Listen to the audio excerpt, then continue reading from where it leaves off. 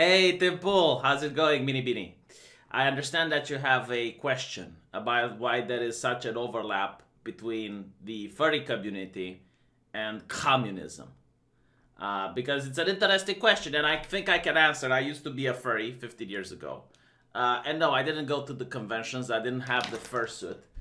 I was just partaking into the literature activities that furries like to partake in. It's like one person would pretend to be Rogue the Bat, and the other person would pretend to be Sonic the Hedgehog, and you would be like, "Oh, Sonic shows Rogue his throbbing member," and then Rogue would be like, "Rogue gets moist as seeing," like that. That was the role playing involved. Yes, quite a shameful period of my life, but like the sanctity of my own bedroom is now being made public. But anyway, like, why did I became a furry, you may ask, at the time? I moved into a new city. I didn't have any new friends in the new place that I moved in. Didn't have that much money either in order to go out. So I spent most of my days at home, surfing the internet. A lot of IRC channels and whatnot. And that's how I met the furry fandom, which was like a community, like a sense of belonging, if you will. It helped me out of a dark place, as they said, because isolation and solitude kind of gets you into that position. So again, like not having any friends in real life, this was the type of community I was in. Now, I don't want to stereotype or stigmatize or anything like that, but at least the circle of friends that I was with, the other furries, man, like all of them seem to had something bad happen in their life. Like one of them was abused by a priest, another one was abused by his father. Like, I don't know if this is true for all furries, again, or even the vast majority of them, but from my personal experience, this seems to be the case. If you're in the furry community watching this, like, ask yourself, am I right or not? And just post it in the comment section. Because it just felt bizarre. Because at one point I was talking with a friend of mine, and I was like, hey, like, this guy had this happen to him, and that guy had that happen to him, and that guy had that happen. Like, what is the chance of literally all these people having so many problems? Like, to me, the trauma was that I moved cities, and I had no friends. But anyway, right, so when I joined the furry community at the time, there was this guy, Uncle Kage. And he was like the organizers of furry conventions. And I guess like he had this mantra of don't ask, don't tell. Like it was more than obvious that the public didn't appreciate the type of literature activities that we would partake in.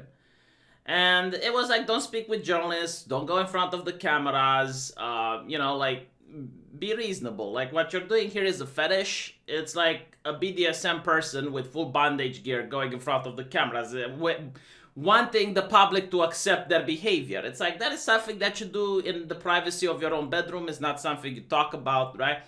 So it was like this type of thing where everything was just tried to be kept within the culture. And believe it or not, like most furries were very open-minded, and I would call them like actual liberals. I remember there was this guy, this comedian, True the Ranting Griffin, this bald guy. He used to have a radio show, and he would talk against George Bush. He would be against the war. He would be for free speech. He would be against religion, but he was this liberal individual. He was the type of person like, don't do unto others what you wouldn't like done to you type of person, right? So that was like the furry community at the time. You would consider them centrists, basically. And again, like the guy was gay. He was a left-leaning person, and even now, like he has far more left-leaning views than I do.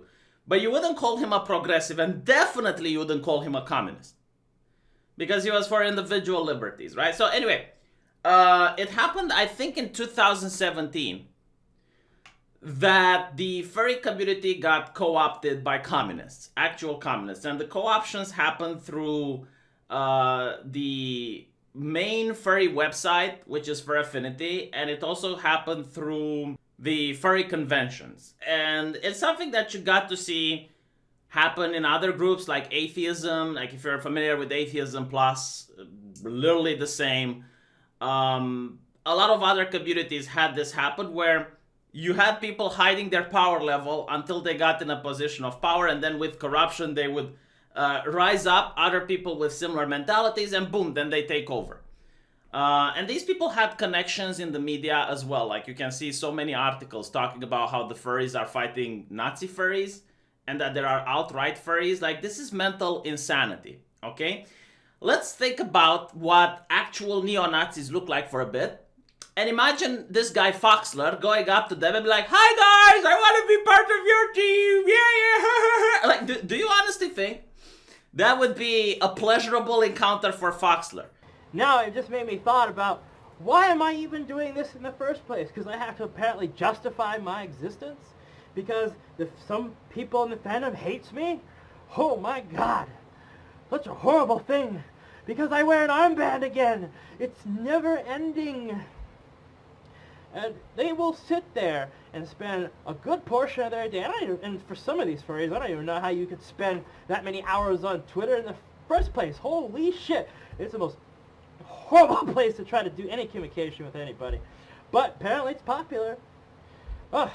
And they sit there and accuse people for speaking their mind and saying they're Nazi because of that. Oh my god. And then they're going to say, let's go punch a Nazi. And I've sat here and ranted about furry politics. I think it was a horrible idea, but this is just getting silly. Why do we have to sit there and talk about what other furries are doing? You know, it's like the time when I have to sit down and hear people talk about all different other types of poppy furs. I don't even know any of these furries.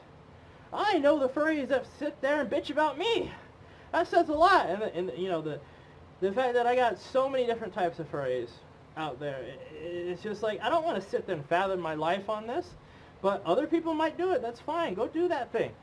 But the fact that they have to dig into my life is crazy. There is no point that anybody should be sitting here complaining about what somebody writes on the internet.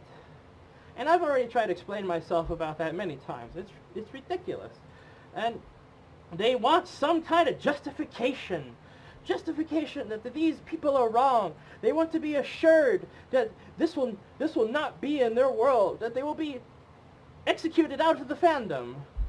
That's not going to happen. Like, no, the furries that I understand were labeled outright and Nazi furries were furries that didn't like the fact that their community is being taken over by communists, and therefore they would get the label. And there are some really interesting stories that some furries told me, because at this point I wasn't part of the furry fandom anymore. But I was being told how the progressive communist furries, the compassionate ones, would bully a furry into suicide and then send disgusting messages to their family that attended the funeral and whatnot. Like, if you want, I can get you in contact with some of these people that can tell you more interesting stories. But there was like an actual furry fatwa on Foxler's head. Now, Foxler was this interesting gentleman, which, as you mentioned in your talk show, had this paw print as an armband. Okay, so it was a costume. It was a cosplay. He was cosplaying as a Nazi furry. He was like, Nazis wouldn't even have them. And because of that, you know, the communist furries needed an enemy in order to rally the troops and solidify the movement, because with all far left movement, just the same like with far right movement, if they don't have an enemy, if they don't have a target, they turn on each other. They start purity spiraling. So obviously they had to find these people. And there was like a fatwa, like whomever punches Foxler at the furry community, at a furry convention gets a prize. And he couldn't attend furry conventions because the organizer said, oh, well, we can't guarantee your security if you come in here. Like, even though he didn't do anything, right? So the question is, like, why? Why did communists decide to co-opt the furry fandom? Because it's a little bit more interesting, in my opinion. It's not just... These weren't just random blokes that did the co-opting. Like, clearly they managed to have a lot of connections with the mainstream media, because as you can see, there are many articles, like dozens of articles popping up within a couple of months talking about the furry community to an audience that doesn't even know who on earth they are. And the reason I think they did this is because most furries were probably like myself, people that had a lot of time to spend in their own house with certain problems, and most importantly, a deep desire of belonging. Like they wanted to belong to something. They wanted to find some meaning in their life. And these people are excellent activists in order to try to get people doxxed on the internet, in order to try get people fired on the internet. They are like the best when it comes to doing political activism online. They are the exact perfect person that you would look for if you had a movement about trying to, I guess, ruin people's lives on the internet. Imagine like having 100 people that have nothing to do, and you get those 100 people to call a phone number and try to get someone fired. Like that's what we're talking about. And this is why you notice like this major overlap. And once the community got really co-opted, you then have other public figures like Zoe Quinn, for example. If I remember correctly, she also had a persona because it became something popular. Like they started bringing in more of the professional type of activists into the furry community to further radicalize people. And again, like it's so blatantly obvious. Like if you look at Fur Affinity, their website, they don't allow any sort of Nazi imagery or whatever. But if you draw communist imagery, like them, you draw a furry that beats a Nazi or rips his arm off or something, that's allowed. And many times the organizers have tried to pretend that they don't know what this is about, or that they don't understand why the rules are being enforced the way they are. No, it is. And right now, a lot of people that I knew have left the fandom in disgust, not only because of the politics, but also because there have been scandals involving bestiality, there have been scandals involving child molesters, and all the other stuff that is bubbling right now in the furry community. And it's not like the average furries that are being involved. It's like the upper echelon, like people that are into organizing the conventions, people that are website administrators. They had various scandals. I think like one of them even got with a conviction. So if you open this, like if you actually start looking into this, you will be shocked what you find. And you're going to get like a massive backlash probably. I wouldn't be surprised if I'm going to get some backlash because of this video, mind you. This is why I asked you to talk about it in DMs. But again, like there are so many people you can talk with, and they will tell you far better than me because again, I've been detached from this community for a long while. But like the guy that I talked about in the beginning, you know, To the Ranting Griffin, which used to be a comedian, like he would go to these events and he would get stages packed with people. He got ostracized because he's not a communist.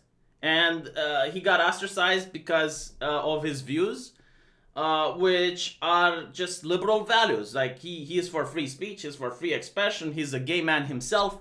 But because he doesn't toe the line, he got kicked out.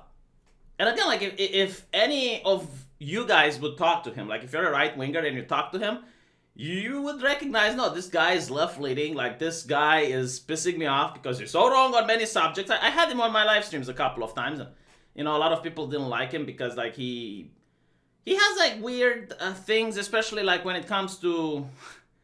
I think like one of the weirdest things he said was that he thinks people from around the world should be able to vote in American elections. You know, like crazy stuff like this.